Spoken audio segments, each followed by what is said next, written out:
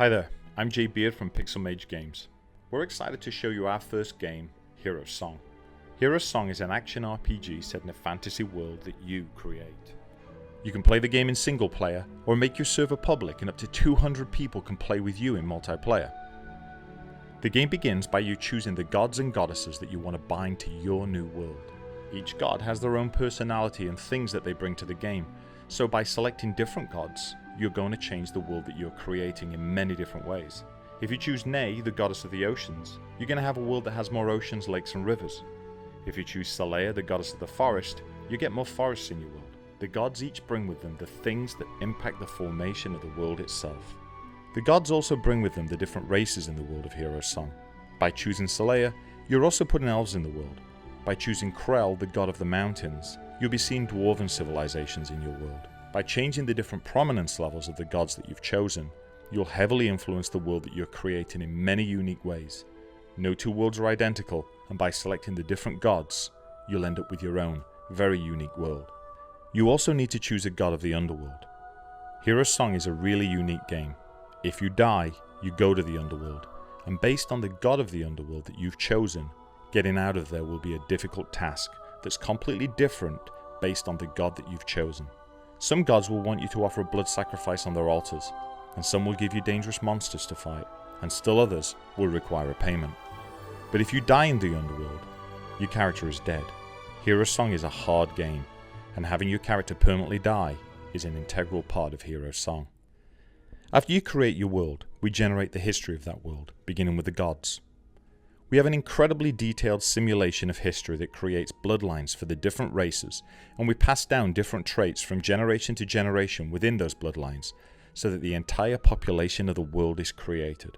The races each get their own homes, cities and towns, and depending on how close they are to other civilizations in the world, we simulate wars and other world-changing events, including the creation of legendary magical items that are then placed throughout the world as a result of these events.